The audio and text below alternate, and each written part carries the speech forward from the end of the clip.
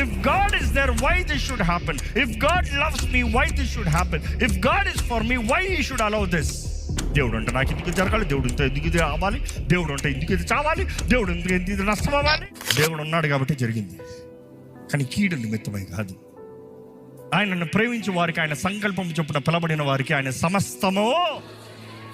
ఈరోజు చాలా మందికి అన్ని బాగున్నప్పుడు easy to praise, but when you don't understand what is happening, can you really say God thank you, I still believe you are on the throne.